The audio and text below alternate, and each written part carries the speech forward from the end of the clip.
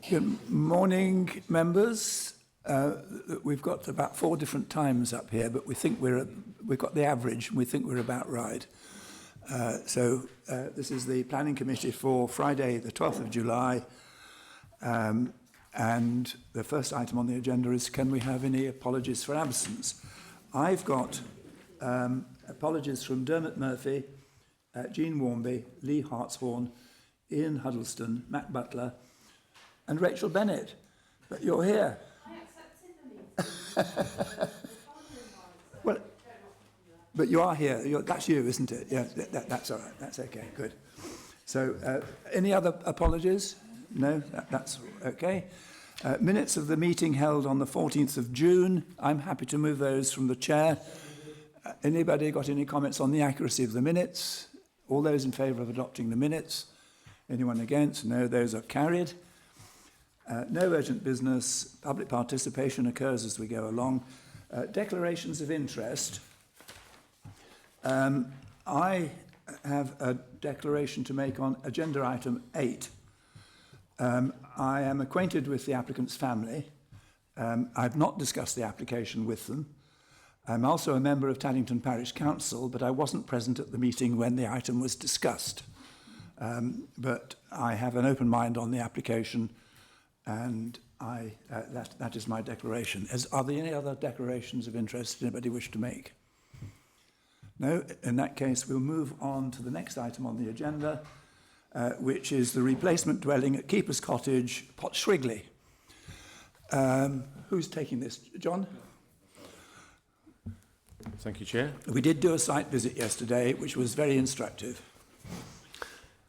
Yes, we did. Keeper's Cottage. It's located approximately 2 kilometres southwest of Lime Hall, and the Lime Hall estate, which is off to the northeast of this photograph. You've got Potshrigley to the south, and the estate of the Shrigley Hall and Shrigley Hall estate about 1.4 kilometres to the southwest. This is Woodside Lane, which provides access up from the village to Keeper's Cottage, which is outlined in red, with all the land in ownership in blue. Also provides access to a further farm property to the end of the driveway.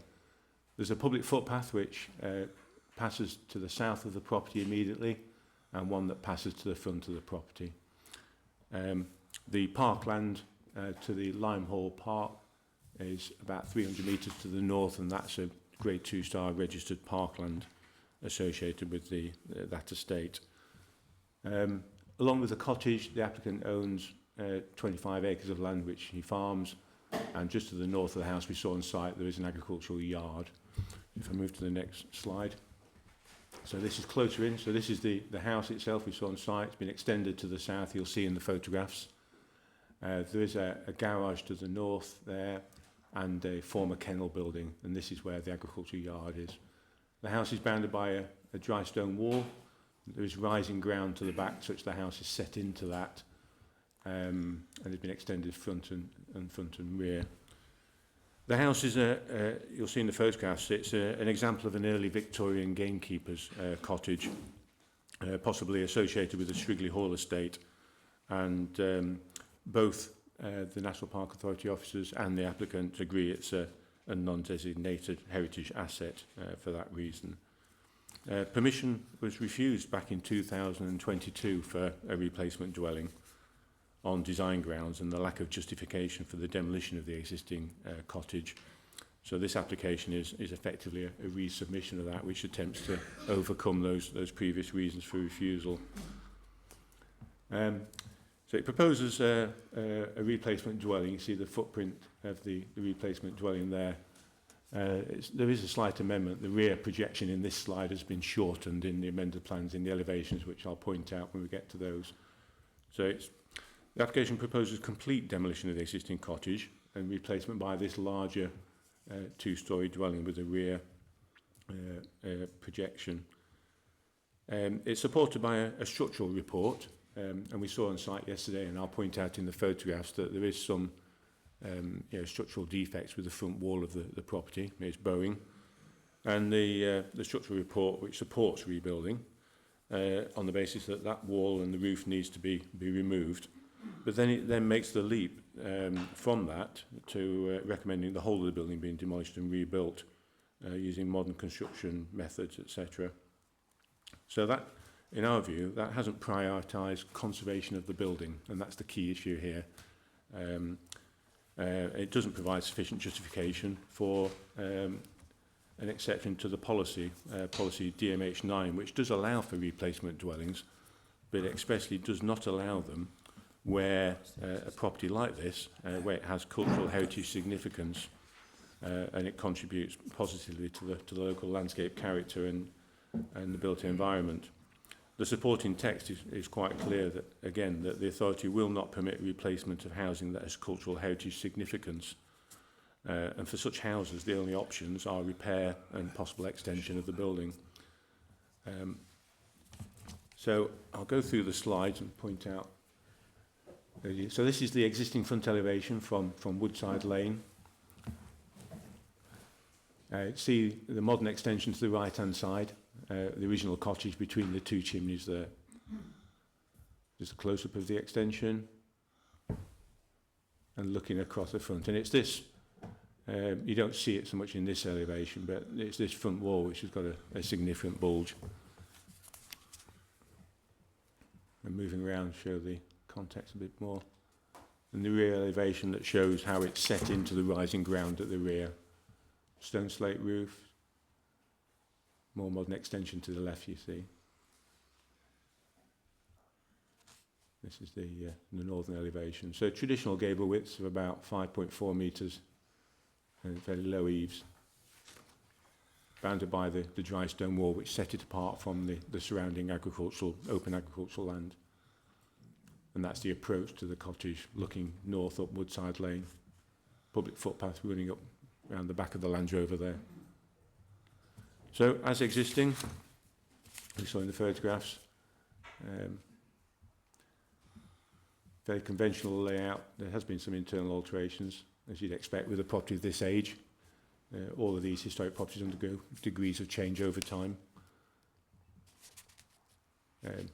2 bedrooms and a store upstairs, or 3 bedrooms.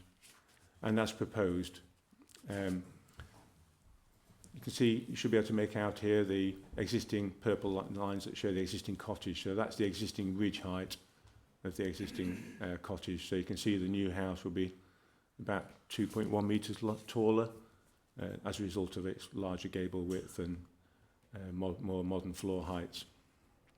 It replicates the existing extension, so it gives a longer frontage and pulls the attention away from the front door in this particular scheme. And floor plan, see the deeper plan form. Again, we've got an amended plan which has shortened and improves the proportions of the rear elevation, so that, and upstairs 4 bedrooms, existing rear, and the proposed rear with a rear projecting gabled extension and then a lean-to at the end of that. Existing side elevation and the proposed side elevation. This shows the shorter rear projection, which is in more. Sorry, that was as proposed. So that's the rear. Let me just get it right. Make sure I'm not. Yeah, that's the side elevation, and it also shows the projecting rear extension and the rising ground at the back, which would need to be terraced with a retaining structure. And that's the shortened version, which you can see is in much more better proportion to the gable width of the existing house. So that's the amended plan for the rear projection. And then the other elevation, southerly elevation, as proposed, and then the improved shortened version of the rear projection. And again, you see the difference in scale with the outline of the existing cottage and its lean-to compared to the proposal. And I'll just leave that slide on, which is and the cross section. Again, I'll just leave that slide on. So the key issue here really is the complete loss of a non-designated heritage asset, which is contrary to our replacement dwelling policy, because of that loss of the cultural heritage significance. All parties agree it's a non-designated heritage asset, so there's no dispute there. We don't support the structural report as reasons to justify demolition, and we also have some concerns about the heritage report and the accuracy of that. Moving past that, and that in itself is a reason for refusal alone, moving past that, looking at the design of the new dwelling, in circumstances where a replacement dwelling is acceptable in principle, it must offer significant overall enhancement to the built environment, landscape character, and the setting of its siting. And in this case, for the reasons set out in the report, we don't believe it does. It replicates, the inappropriate extension, is over wide in the gable, and incorporates features which aren't that reflective of the local building tradition. So it doesn't achieve significant enhancement. And finally, a further supporting reason is the fact that it doesn't exhibit high enough sustainability standards. It only meets the building regulations, and there isn't a commitment to go further in terms of renewables, which technically would be difficult but not insurmountable on a site like this. So for all those reasons, Chair, the officer recommendation is one of refusal. Thank you. Thank you, John. We've got one speaker, Sarah Foster. We should perhaps record, of course, that Sarah is a former employee of the authority and known to some of us.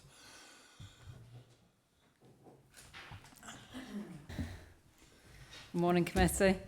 Main issue here, and what I'm going to focus on this morning, is the one of principle. Detailed design is something that can be amended as necessary, and the applicant is more than willing to make changes in that regard. Keeper's Cottage is considered to be a non-designated heritage asset, although it's not identified on Cheshire's historic environment record. There's no doubt that a house has been here since at least 1840 in one form or another, and that its setting and connection to both Lyme Park and Shrigley Hall are significant. However, the house has been heavily altered. It has concrete and plastic windowsills, non-original window openings, PVC windows, an entirely remodelled front elevation, modern stairs, an altered floor plan, a demolished rear extension, a 1980s side extension with no setback, poured concrete floors, modern doors and modern fireplaces.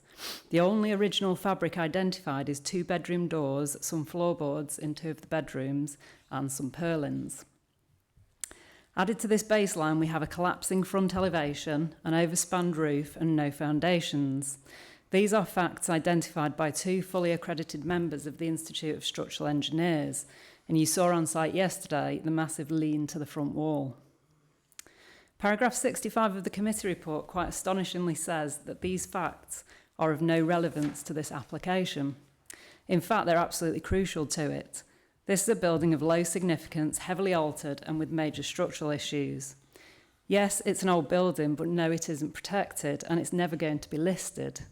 Demolition of this house is permitted development by the prior notification process. The fact that the authority consider it to be a non-designated heritage asset affords it absolutely no protection in that regard.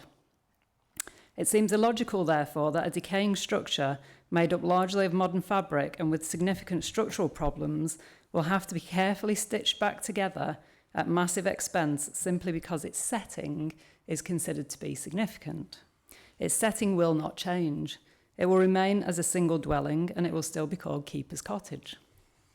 There will be no real demonstrable loss of significance if the house is rebuilt. It also presents an opportunity to bring the house up to modern living standards and to introduce renewable energy technologies. However, we've not been able to discuss that with the case officer because we can't agree that the principle is acceptable.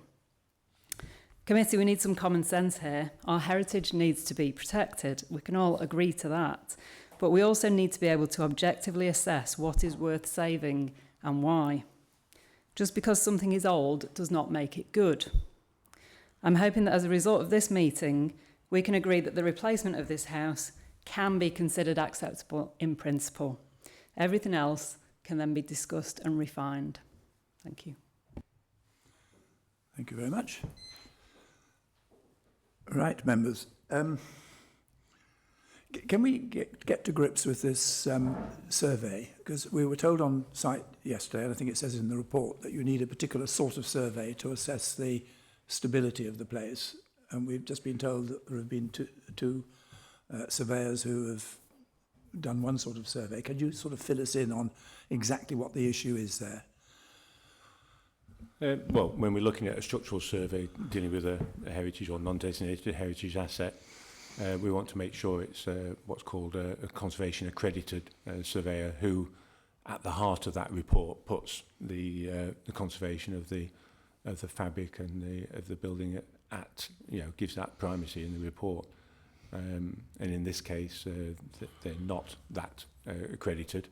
And when you look at the report, it does identify the defects. They are competent engineers. There's nothing wrong with that. But it identifies some clear defects, but doesn't offer solutions to that in terms of saving the building or as much of the building as possible.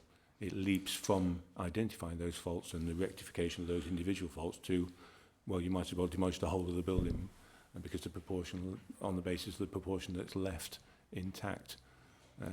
And that issue, along with some concerns about the assessing and identifying the degree of significance in the heritage report, leads to us not having sufficient material consideration to depart from that very high policy bar of not allowing the complete loss of these non-designated heritage assets. We need a bit more than that, don't we? We need to know the practicality and the cost of restoration, and we need to know the impact upon the value of the building and whether it's cost effective. Is that what we're asking for? We haven't asked for that at this stage, but further down the line, looking at in more detail, then those would be issues that we would perhaps need to look into in more detail if a report done with prioritising conservation of the fabric leads to the conclusion that it isn't possible to do that, or there's so little left that it's not worth doing. But we're not at that stage. Okay. And the second one is, Sarah has made the point that this could be demolished without any consent from us. That's right, I presume. Well, there is a process to go through, but we would, for something like this, we would invoke the need for prior approval and bring it under full control. And, so what do you mean by invoke? I'm sorry, I don't understand that. What I understood Sarah to say was they could knock it down without permission. No, they would need our consent. They would need our consent. There is a consent process that they have to go through, so it's not just a slam dunk that they apply and we automatically have to grant it. We don't. We would prioritise conservation of that, and sorry. I can't prejudge that application. Sorry, Adam's going to jump in. Yeah, there is a condition of the permitted development right is that they have to apply for prior approval, and we have to consider the means of demolition and the land restoration. We can't consider the principle of the demolition though, but we would have the opportunity to consider whether we should issue an Article 4 direction, which could bring it under control. But that's something that would come forward. But this development, which is for a replacement dwelling, is not permitted development. So there isn't a fallback in that respect. Okay. And am I right also in thinking that if it was to be demolished under that process, then the case for building a house in its place would disappear because it's not replacing a house. That's right, isn't it? Okay. Well, members, we did see it on site yesterday. I thought it was a worthwhile site visit, even though it took us an awful long time to get there. Members, I thought you might be the first.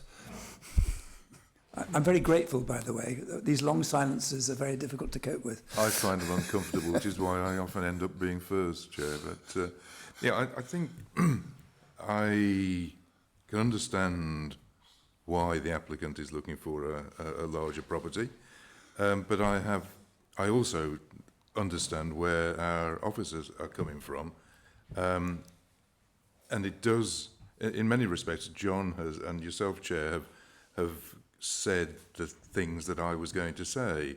That I think in this instance, the output from the structural engineer's report is working to a particular brief, it would seem, and it isn't a conservation brief.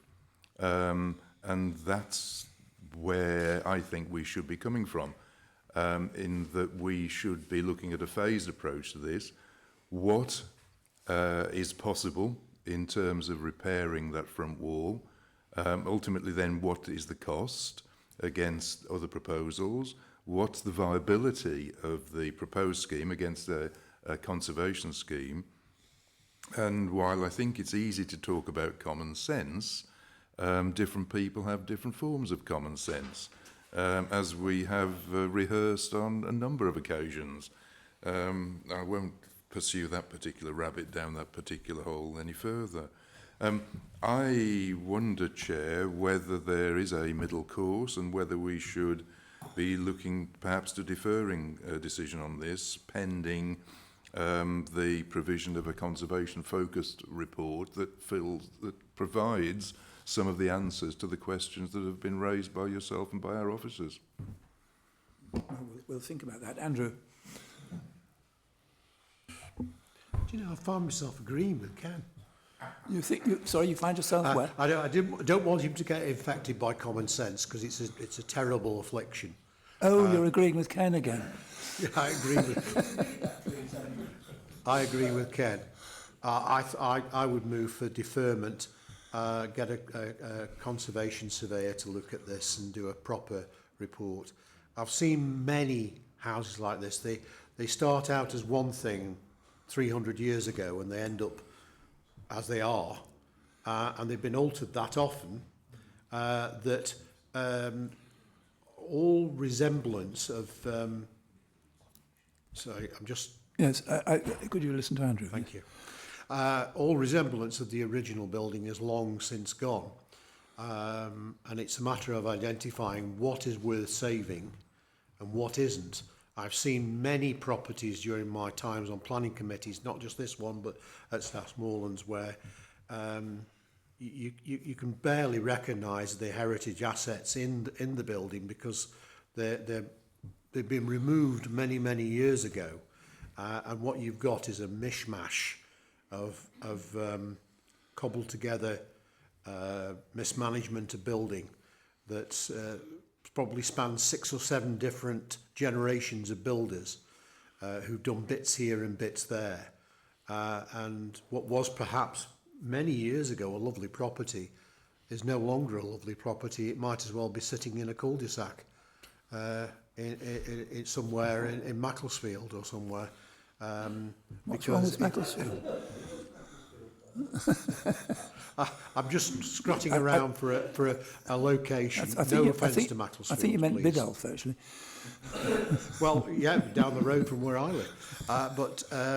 Yeah, I would tend to think that we need a proper surveyor's report that looks at the heritage of it, and I would propose deferment and agree with Ken absolutely that we need to, we don't want to be dancing around the handbags on this one.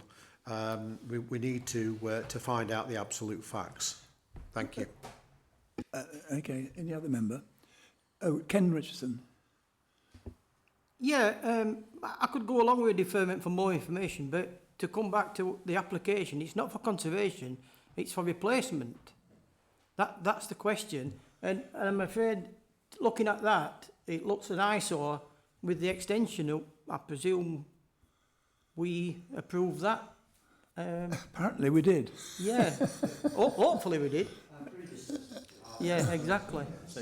So, to say it's a non-designated heritage asset with a carbon clone. Yeah, I'm getting some sort of feel for this. I think what we're missing here, by the way, is any discussion about what is being proposed as a replacement. It seems to me that the building as it is despite the, and I do understand the point that Sarah has been made about what's left in the building, but there are other things beside the physical structure of the building that gives it a historic interest. But it does seem to me that it's a building which sits, despite its extension, very comfortably into the landscape as it does at the moment. And I do think that in any further discussions that we're going to have, it cannot countenance a building of the size and proportions of the proposed replacement, which is not... It might arguably be an improvement to the house, but it's not an improvement to the landscape, if I can put it that way around. That would be my view. I don't know whether you understand the point I'm making.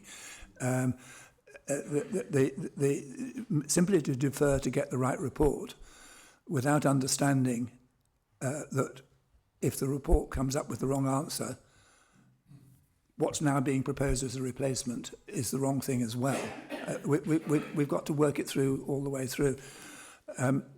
I actually think that I would have voted for refusing it, but on the basis that we were sending good signals that we want to try and solve the problems. But I think this application is so far from the right solution at the moment that there's not a lot of mileage in it, even if we get the right report. We've got to go back to basics again. That's my personal view. However, we've got a proposal. Ken?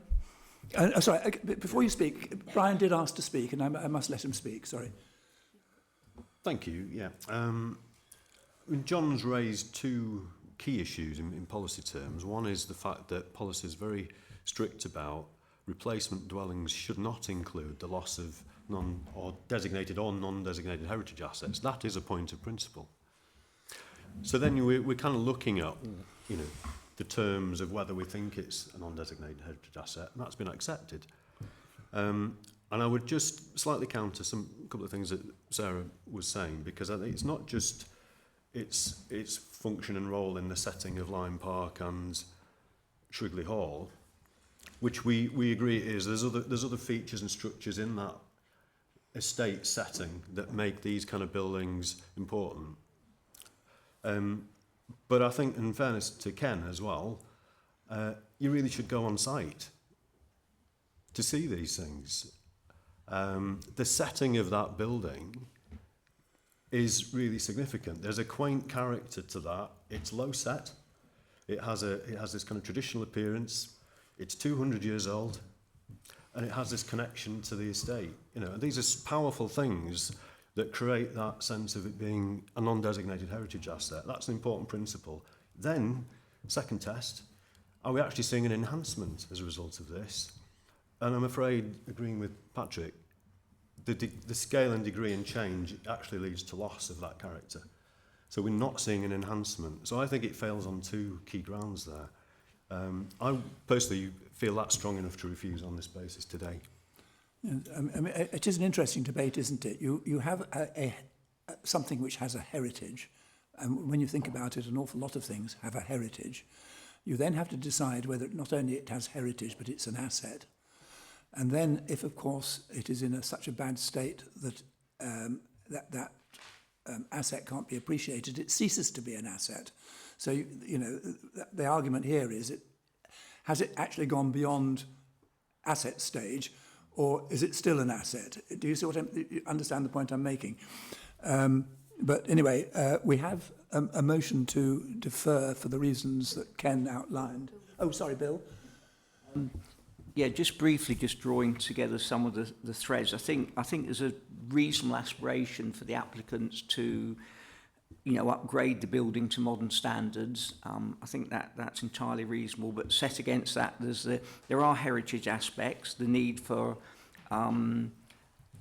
a sort of the type of survey, conservation-based survey, detailed survey, to see what can be done with the building. And I think, yes, the setting is important. Lyme Park and that area is a very iconic, if you like, area of the Peak District, and it does play a role in its setting. And I think the suggestion that we should refuse this application is a large scale, and that would be out of keeping in terms of the nature and size of the new building. So I would suggest, in my view, recommend the refusal, but with a desire to seek a compromise based on expert and detailed surveys that are suggested. Some more work is needed here, I think, in my view. Kath Potter? Thank you. I'll do you last. Thank you, Chair. I've got a bit of a big concern. When I consider the architect one. Kath, when do she you think was you at could this- get your microphone on, or it is on? Oh, It is that's on. right. Or get near it anyway. All There, right. so- I've got a problem in that some of you won't know that the architect used to be in this authority and won a top award in the country for her work. And I hardly think, therefore, she would be putting forward things that were not acceptable. So I've got a great quandary. I really have.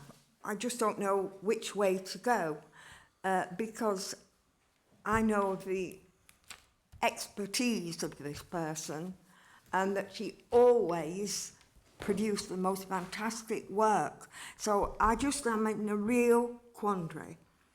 Right. I think I had Mike next, and then I'm going to ask Ken to sum up, and then we'll work out what we're going to vote on.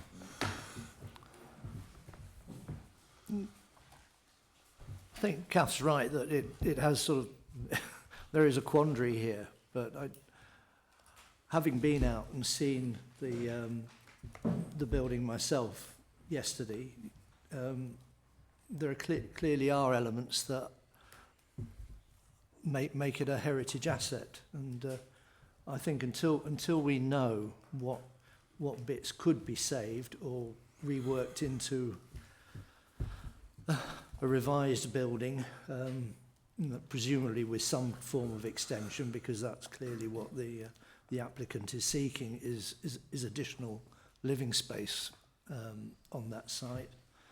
I'm coming round to Bill and your views, Patrick, that this should be refused, but with a steer towards getting that Care accredited structural engineer's view on what can be preserved and what can safely be removed from the building. Thank you. Ken? Thanks, Chair. I don't know so much about summarising, but I just wanted to say that I agreed with what you were saying and the points that Brian was making about whether or not this should be refused.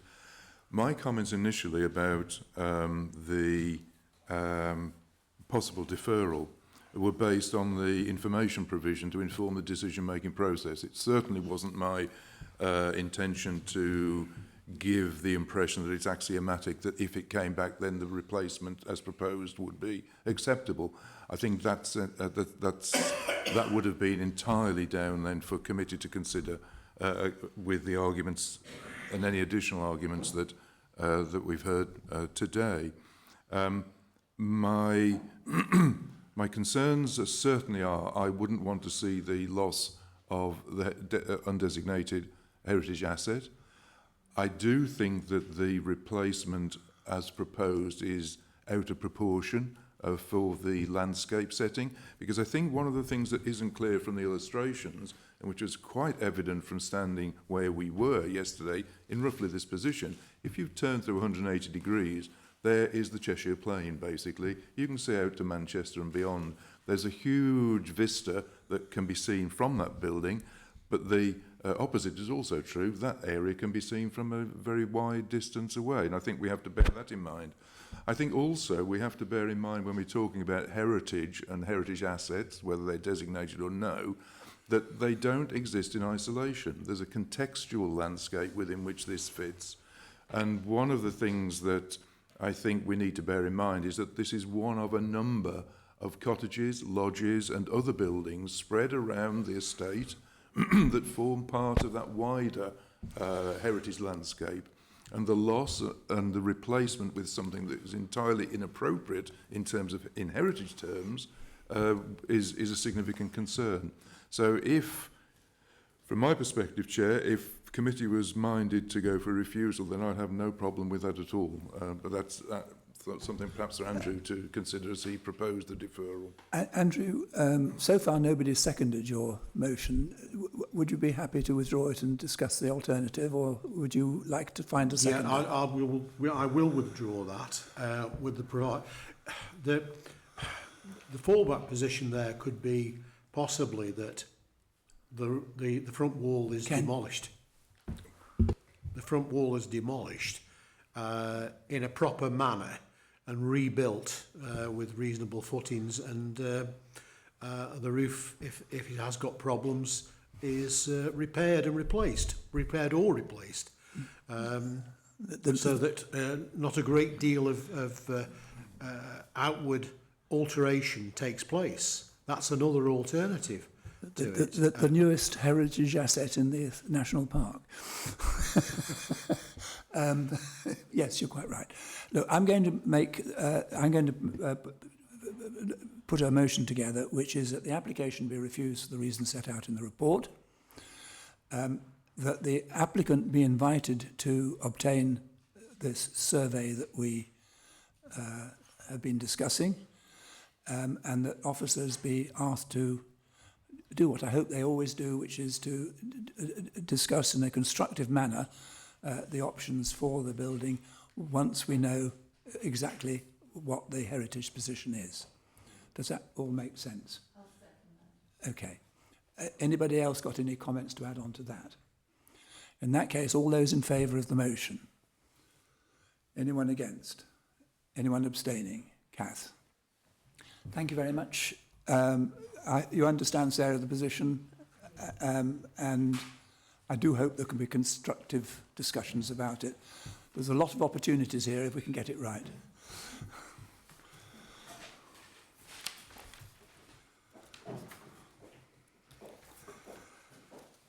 Right. It's 20 to 11. I'm conscious that the next item doesn't have any speakers.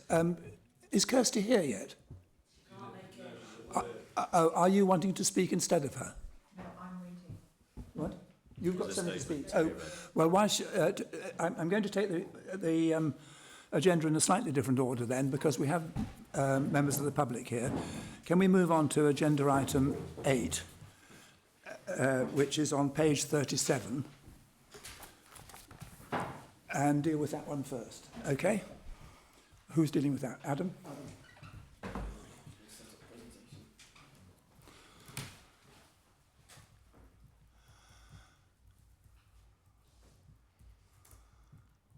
Okay, thank you, Chair. This application is for the erection of one affordable dwelling in Taddington. Members visited the site yesterday. You see, this is quite a good plan of the village as a whole, and the site is in this top corner here. It's part of the garden of this property, which is Ridgeview. You can see we go into the block plan there, that's Ridgeview, and then it has a garden to the rear, access from the front, and a sort of triangle of land to its side, which is the proposed site. And that's where the proposed dwelling is. You can see the existing access will be widened slightly. A wall would be erected between the two properties. And then this new dwelling would have its own garden with its own parking and turning area. The proposal is for a 3-bedroom dwelling. So that's the ground floor with the living accommodation, up to the 3 bedrooms.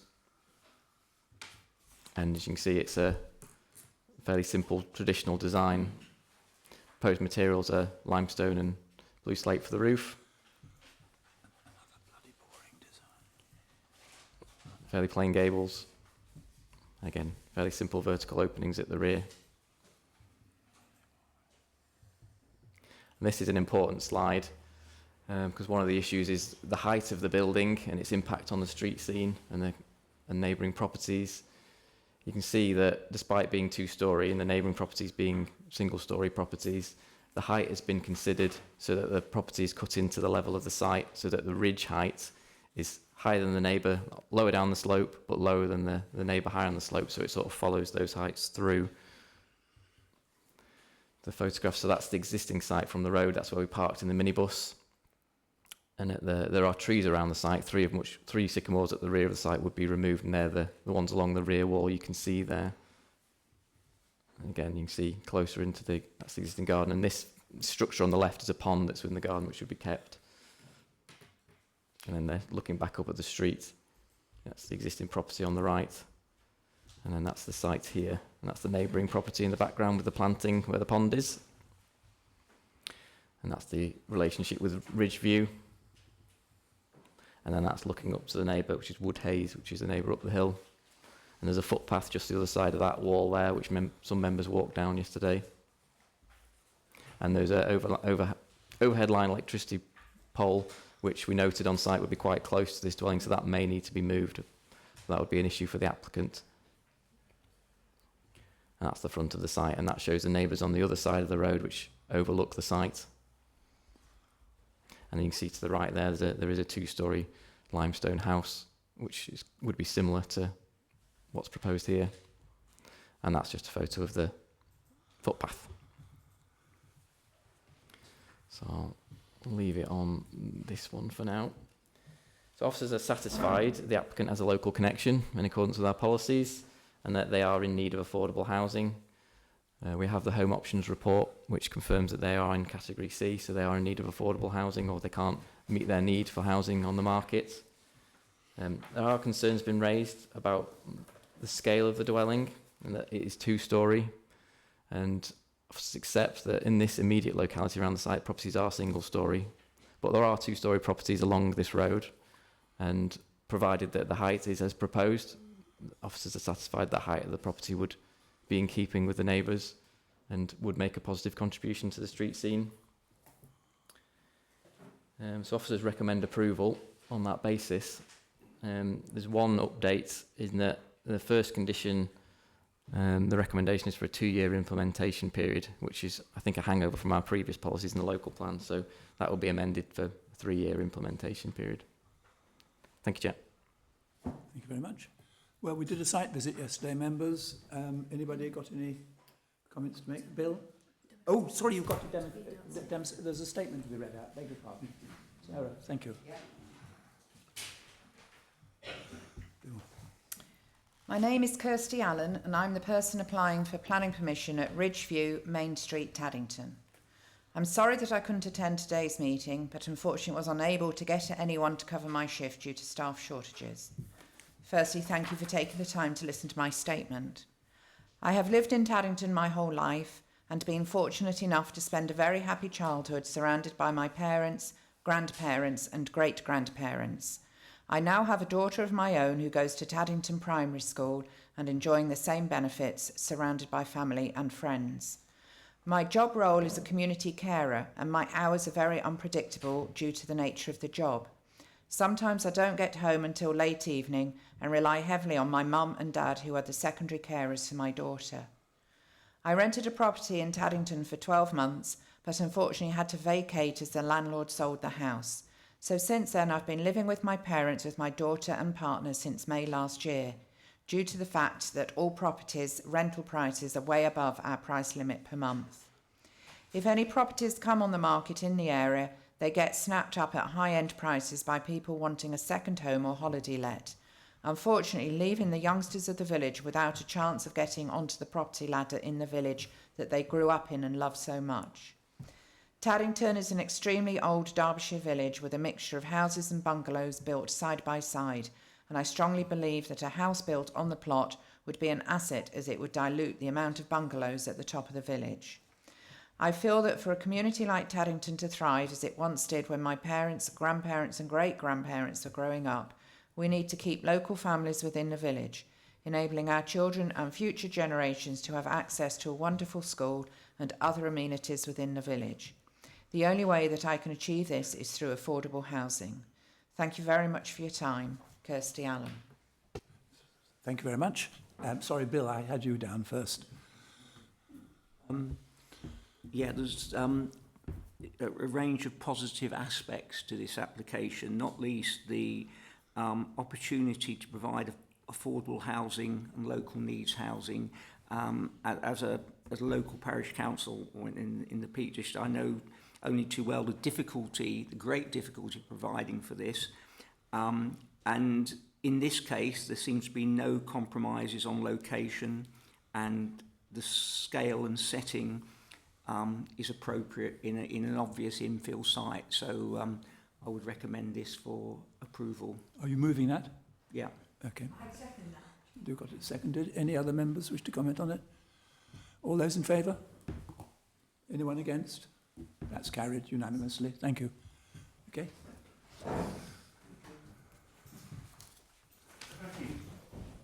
Right.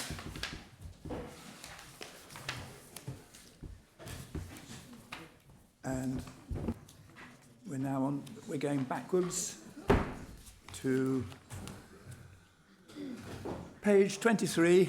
It's the Stonecroft Grinslow House, Grinslow House, Grimesbrook, Edale. This is you again, right? Yes, thank you, Chair. This is a full application for the subdivision of the existing dwelling to create two dwellings at Newfeld Farm in Edale Village. The application site's on the screen there, edged in red. It's at the entrance. It's an existing four-bedroom dwelling, which is at the entrance to the Newfold camping site. So you have, if I just move that back a bit so I can work the mouse. You've got this is the application site. Say it's a market dwelling which is associated with the campsite, used for service and staff accommodation at the moment, shared accommodation. There's an existing house alongside it. You've got the campsite shop and the cafe, and to the southwest of this is the camping fields. Opposite is the local school, local public house, which is a listed building, another listed building, Lee House at the back, and you've got this right away here, which is the start of the Pennine Way, which wends its way across the back of the site. You've also got a listed telephone call box to the front of the site there. So that's the existing layout. There is a parking area to the side for 3 vehicles, bin storage, with the main entrance into the property here with subsidiary entrance on the back. So going through the slides, that's the existing elevation which faces onto the centre, the sort of the centre square of the village, which is also a conservation area. It was originally, I believe, a converted barn, but you can see there's some more modern windows which have undermined the character somewhat. There's the parking area. You can just see the listed Lee House to the rear, and this is the main entrance into the camping site. Close up the front elevation, showing the arrangement of windows and doors at the moment, and that's the other dwelling, the main dwelling, I think the owner's dwelling to the left of the caravan site. More detail of the parking area. See the list of buildings behind. And then that's the rear and the start of the Pennine Way.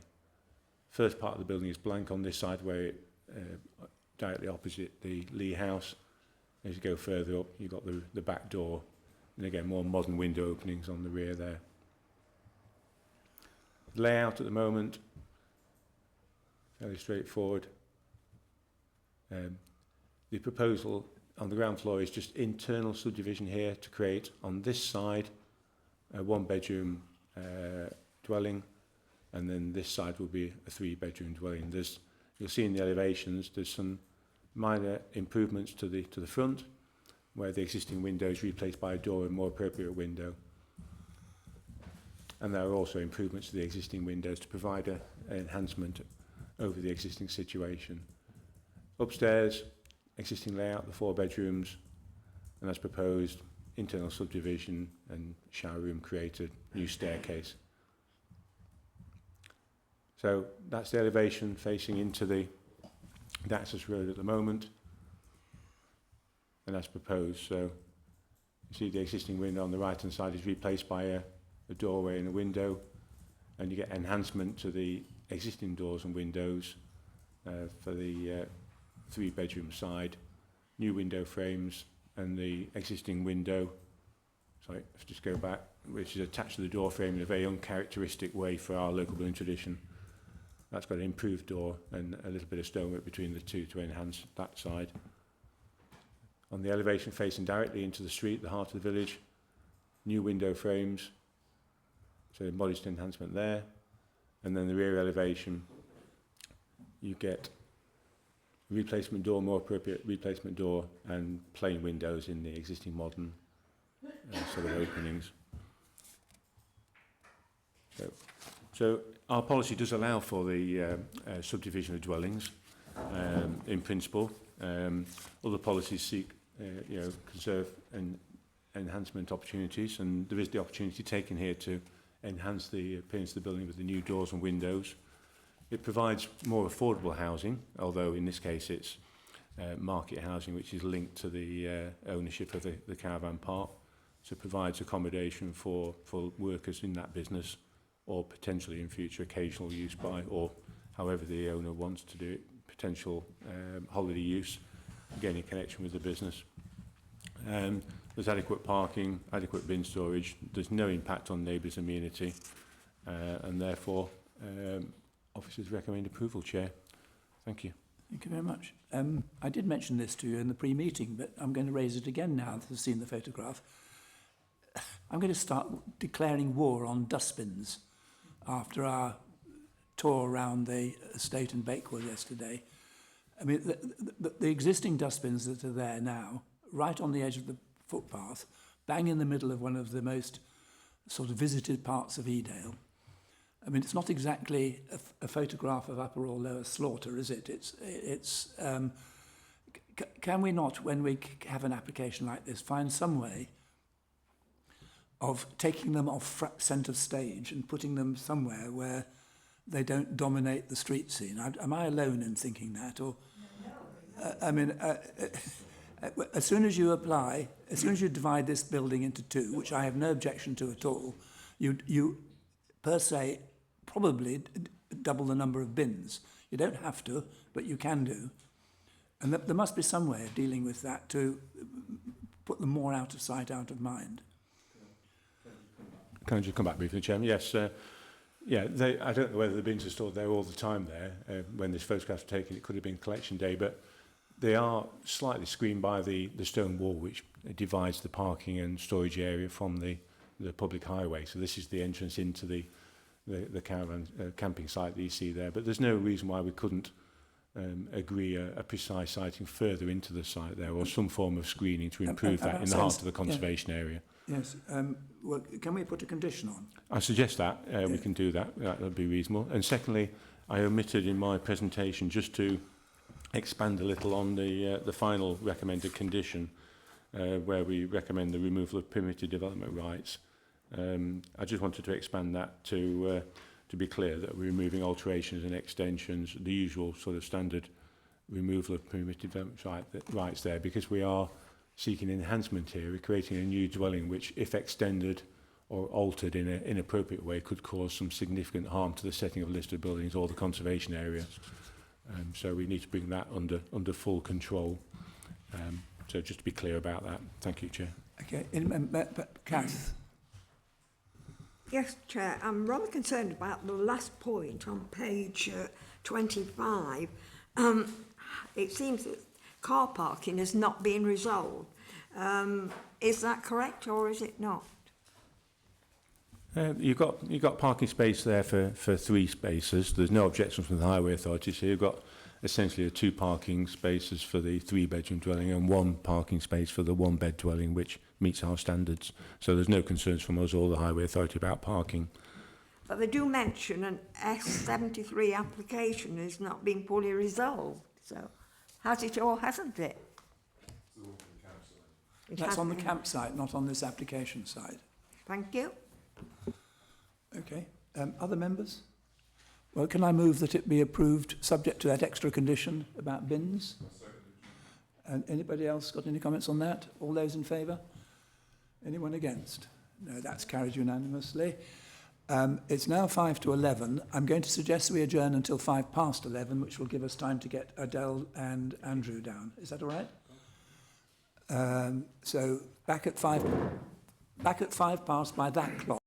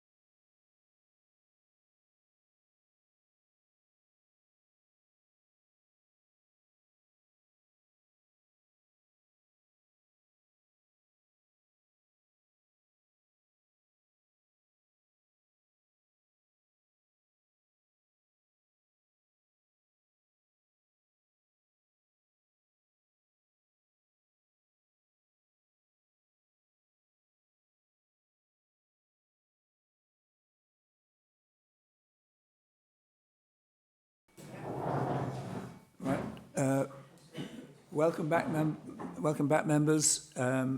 We are here now to receive the monitoring report on progress with our development control policies. Adele, welcome. Would you like to lead us through this, please? Thank you, Chairman. Good morning, everybody. I've prepared a short presentation to take you through the monitoring report. First of all, starting with a little background on it. From 2006 up until 2017, the requirement for annual monitoring was set out in regulations, and we prepared a suite of reports monitoring all the policies against a set of indicators that we'd established for core strategy back in 2011. And then this legal requirement changed. So since 2017, we've only reported on contrary to policy cases, and they were set out in the management plan rather than bringing a report to committee.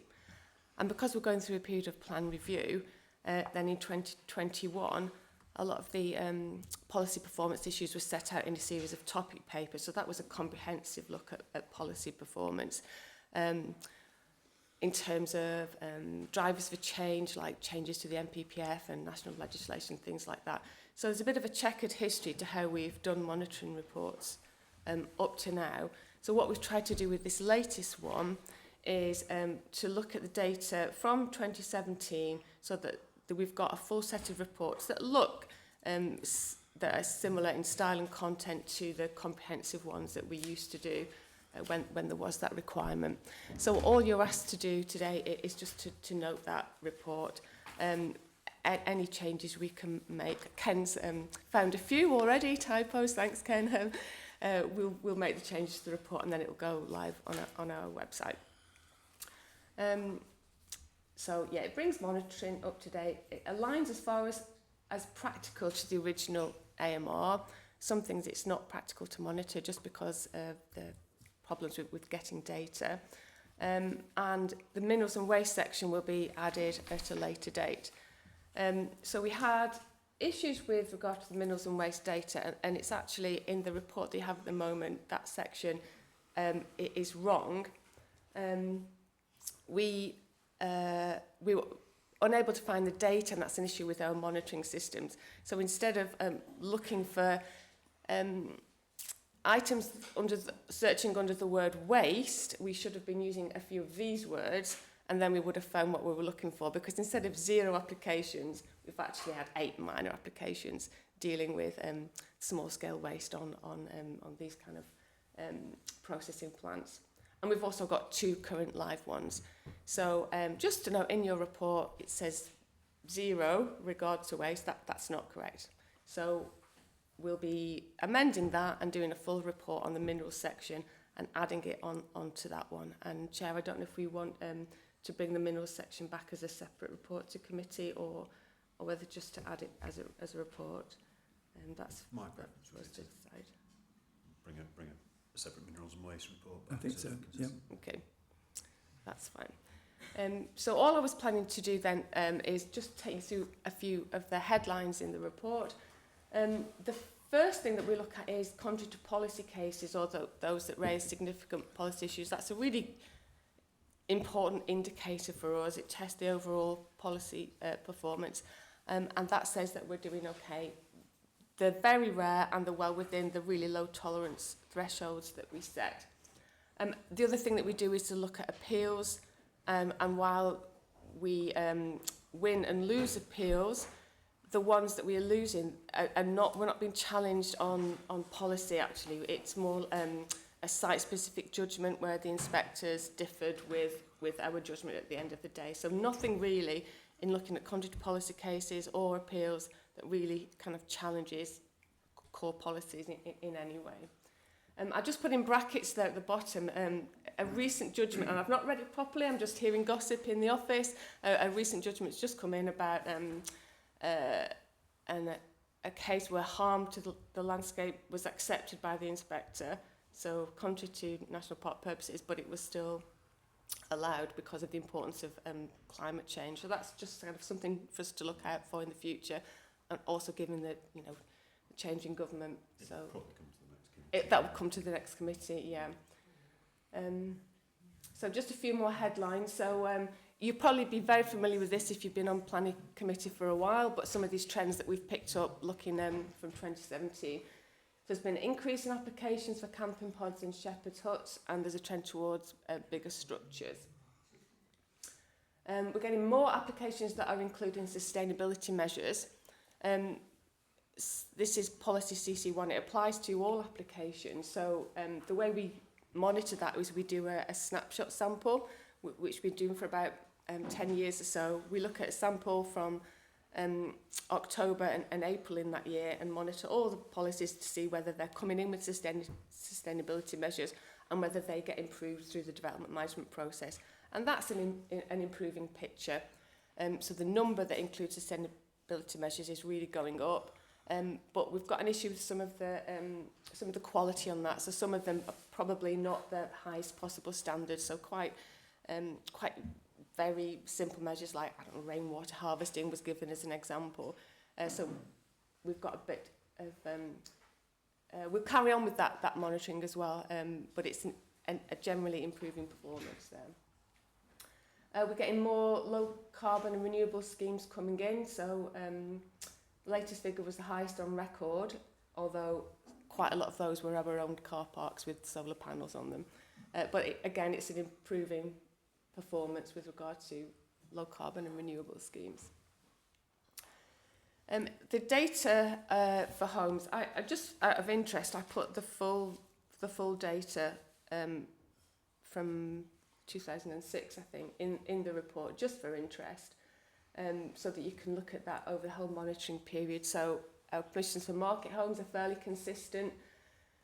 So from 6-7 to 22-23, nearly 500 were constructed, and affordable homes, 269 were constructed in those period. This is just construction, so we monitor permissions and not started and under construction, but that's a really complicated data set with lots of lines going all over the place. Not very interesting to analyse and assess. So for the report, I've just kept it simple and stuck with homes that have been constructed. Community services and facilities, obviously a lot of the change in that is driven by the open market and consumer preferences and the choices of service providers, and planning doesn't have much control over it. And we've seen a loss, and the losses are indicated there, and that's since 2017-18. But there's also some gains in that we've seen many more cafes, and whether you think that's a good thing or a bad thing, that's just how it is. So a few losses, but some gains. And I thought this was really quite interesting. So a consistent level of permission with regard to businesses, but we permit more in the open countryside than we do in or on the edge of settlements. And I think that's a testament to changing farming and diversification. And the overall trend for traffic, again, which is something that we have very little control over. The only thing really is car parking. But the trend in traffic is it has increased over the plan period. Okay. And that's the end of the report. Happy to take any questions or, yeah. Right, Mike?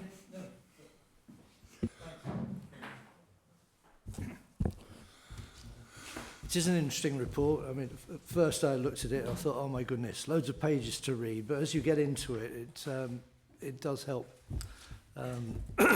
explain what's going on. But just on that last slide, if you want to bring that up, you say we've lost eight shops. Does that include the two banks, Hathersidge and in Bakewell?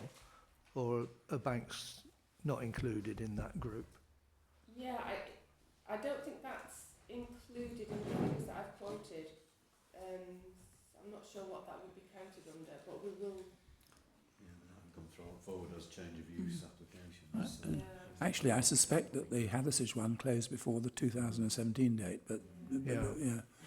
Okay. So this is only getting this is picked up through monitoring and some things that come in as applications. We've done some land use surveys as well, which gives a snapshot in time, Yeah. and they're presented in the parish statement. So on our website, there's a suite of parish statements, and there's a land use survey in each of those. And I think we last updated that in around 2020. So that will be capturing things that then don't come through for us to monitor through the planning process. But again, that probably will have changed quite significantly, at least since we've done that last piece of work. It's something that we hope to repeat, and we will be repeating at some point. The land use surveys, I mean. No, I think Hathersage is a bit later, because I can remember that being raised by Andrew McCloy when I could. I'm just trying to remember how long ago it was that I think it was around 18. the restaurant application came in. It seems to be quite a long time ago. So if it's change of use, then it won't count as a loss, will it? That's interesting. So you can. It just becomes a shop like. Yeah, banks often become restaurants, don't they? In the background data, where the table's set out, some of it's a negative because it's going from one type of community facility to another. Yeah. It wouldn't automatically be counted as a loss. And again, with churches, does that include chapels? I think it would do, yeah. Places of Yeah, so it's churches and chapels, really. And just later on, there's the... you don't seem to have anything on... That's it, on page 25. It's probably bigger in large towns and cities like Sheffield. We have to have a certain number of designated sites for travellers and gypsies. So are we exempt in the Peak Park? Requirement for that. So you're exempt from that, yeah. We did participate in a regional gypsy and travelling show people's strategic land need assessment. I can't remember the exact title of it. Where we looked to see if there was a requirement for a temporary overnight stops, and there was deemed to be no requirement even for those in the national park authority. So we don't allocate sites. We've got a broad policy permission that says in exceptional circumstances a temporary site may be permissible, but there's no other evidence to say that we need to go any further. Yeah. Which, given the problems they've been having in Derbyshire Dales, is something of a mercy, I think. Yeah.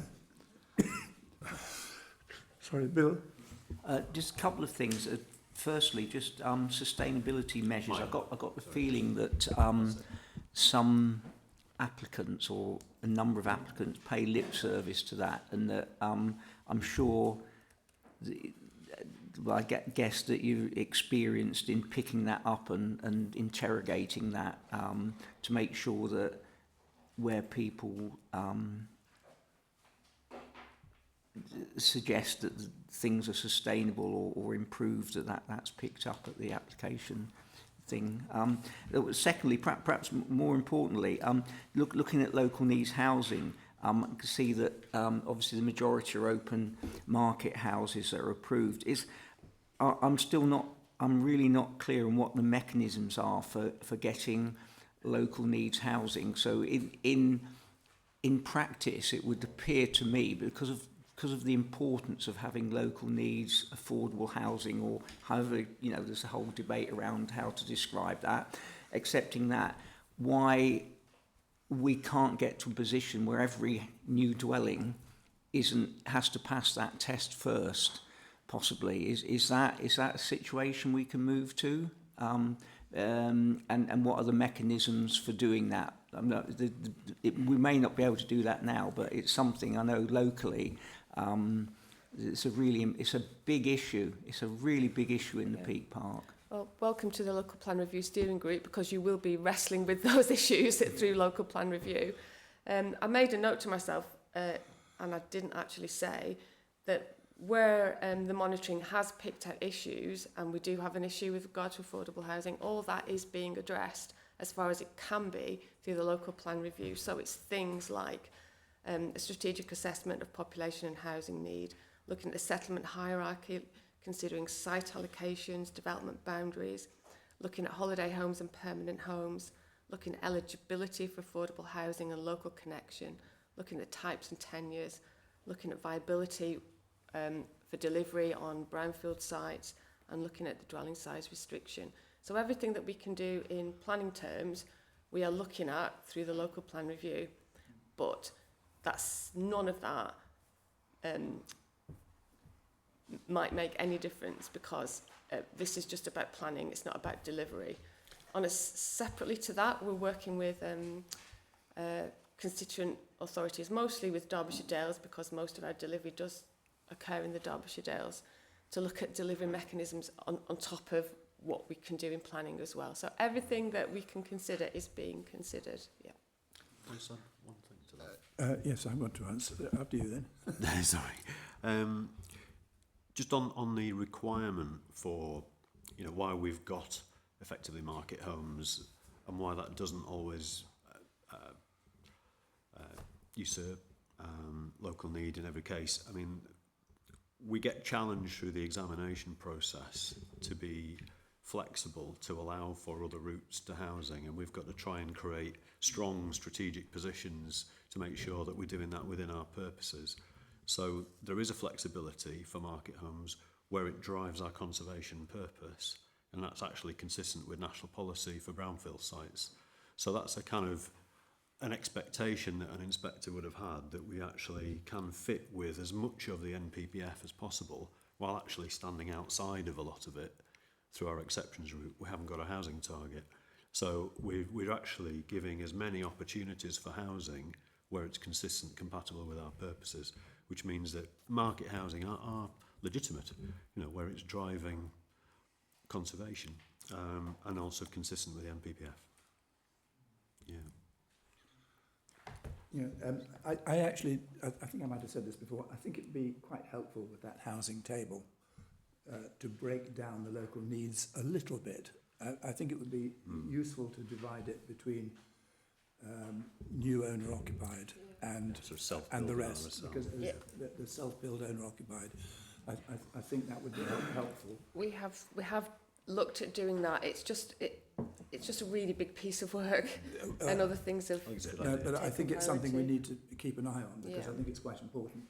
And it always, I know why you do it, and I'm not arguing with you, but I always get rather irritated to see holiday accommodation under the heading of housing, because it rather confuses the figures. Ken? Thank you, Chair. Just to welcome the report, I think it's really useful, echoing the points that Mike has made.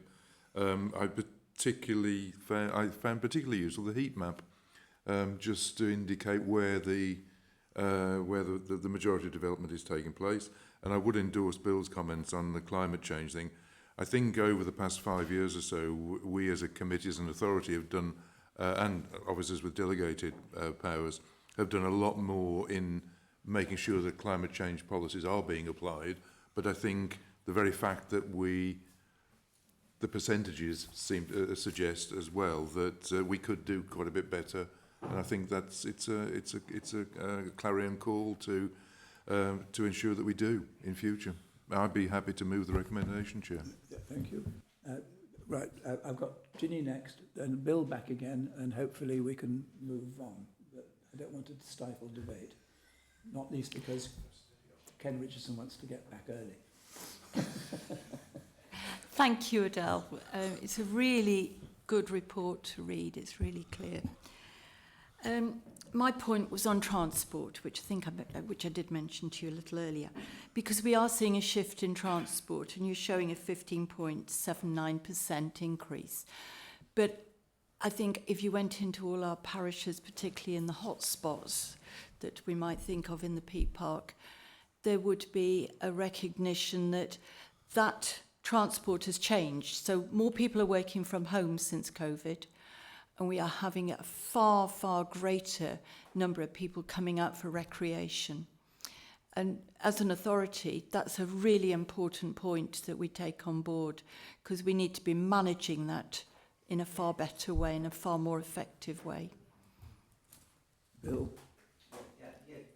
Just coming back briefly, I did like the report. One of the reports talked about a cursory examination or something of sustainable measures. I like to use the word cursory, which suits. Well, it's nice to hear that word used sometimes, but I think that was well picked up, really. And just back to just information, really. I think there's a number of planning changes which are either proposed or coming through. And I don't know, there's been a change of government, apparently. And what's happened to things about, and where are we with things about planning consent for changes from primary residential to holiday let or second home? And there's a whole complex situation, and I must admit I've lost track of where we're at with all that.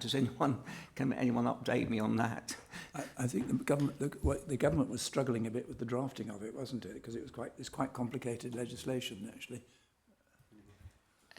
They've advised that they're minded to introduce a new use class for short-term lets, but so far that's not forthcoming, so we're just waiting. And that was the previous government, so we don't know what the new government is minded to do.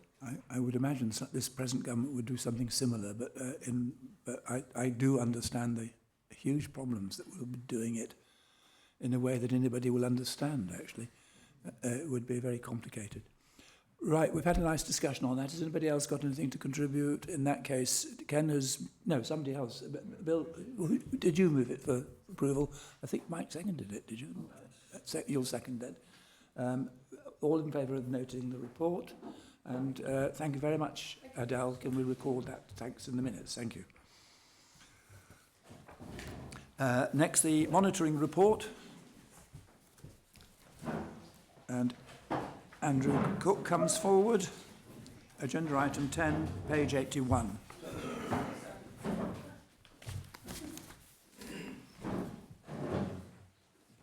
Actually, we could do with these kept a bit nearer, couldn't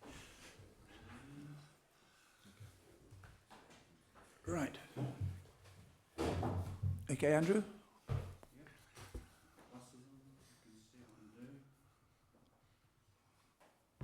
I can't see. Yeah, good morning, everyone. This is the standard quarterly review of monitoring enforcement, or largely the standard report. As you'll have seen, it includes the usual figures, facts and figures about what we've been doing over the last quarter.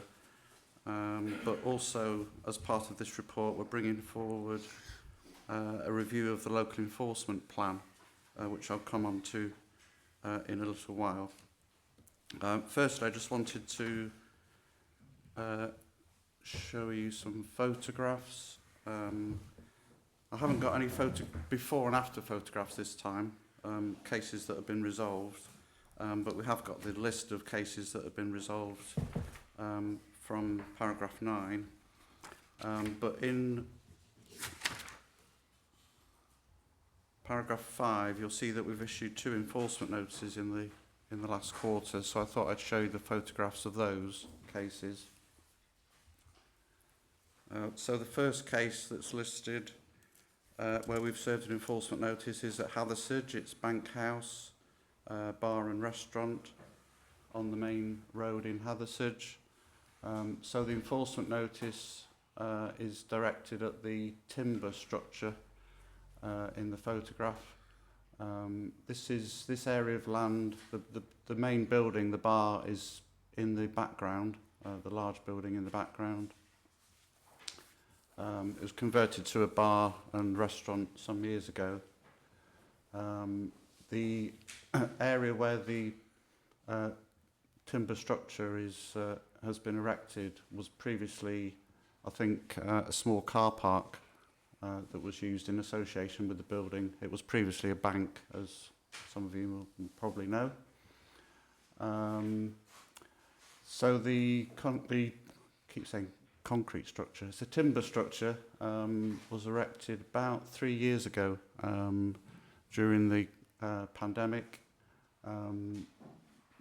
to sort of provide, that's when they provided the outdoor seating, and they erected the structure as part of that change. But they didn't get planning permission for it. We've not received a planning application for it retrospectively, despite the owner saying that they would submit an application on a number of occasions. So we've now issued an enforcement notice. Initially, we were quite flexible, obviously during the COVID times. you know, we didn't want to be seen to be heavy-handed, so we did allow some flexibility in terms of, you know, keeping it for a temporary period and not taking enforcement action at that time. But now that we're out of that time, we have issued an enforcement notice. Just to make it clear, it only relates to the timber structure, not the other sort of structures that you can see there. There's some planters that, this is quite an old photograph actually, it has changed more recently. I think I've got another photograph, which is a much more recent one. The planters that you can see also in the photograph, and the umbrellas, they don't constitute development, so we can't require those to be removed. So the enforcement notice only relates to the timber structure. And as the report says, on both of these cases we've received appeals, so those are currently pending.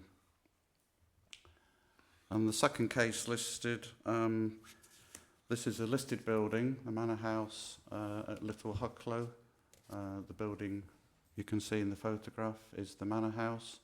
So it's a grade 2 style listed building, and some members may recall that we had an application some time ago for these air source heat pumps. The application was refused, and we've now issued an enforcement notice requiring those to be removed, along with the fencing. That's another shot. So you can see there's 2 different types of fencing as well, which are within the curtilage of the listed building. And the building to the left-hand side, you can see part of the building just to the left of the photograph. That's a sort of outbuilding, former barn that's also associated with the manor house. So the enforcement notice requires the removal of the air source heat pumps. There are 3 of them.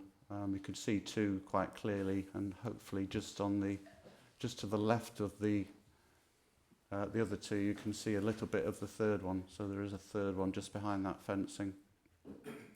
And the notice also requires the fencing to be removed. And as I say again, that's been an appeal's been lodged against the enforcement notice, so that's currently pending. Not really a lot to say in relation to the workload and performance. Perhaps the one thing worth noting is that now that we have a full complement of staff, which is great, we've been trying to address the backlog of inquiries. So where we get reports of potential breaches, we've been struggling to keep on top of those because of the vacancies. But now we're able to address that backlog. So we've investigated 138 inquiries in the latest quarter, whereas in the previous 2 we investigated 47 and 76. So we've obviously been very busy investigating inquiries. So we've reduced the number of outstanding inquiries, but the downside to that, if you like, is that because we've investigated more cases, we've picked up more breaches, because obviously some of those will be breaches of planning control. So that means the number of breaches that we've found, and therefore enforcement cases that have been created, has increased. So we've created 48 new enforcement cases compared to only 8 and 18 in the preceding 2 quarters. So the overall effect of that is that the number of outstanding breaches has stayed roughly the same. So we've still managed to close quite a number of those cases, those breaches, but because we've created quite a number as well, the number overall has stayed more or less static. The other thing just to mention in terms of resources is that, as I've said, we are now up to full complement in terms of our established staff, our established posts. We've also recently appointed to another additional contract post, so it's a 2-year temporary contract post we've recently appointed to, and that's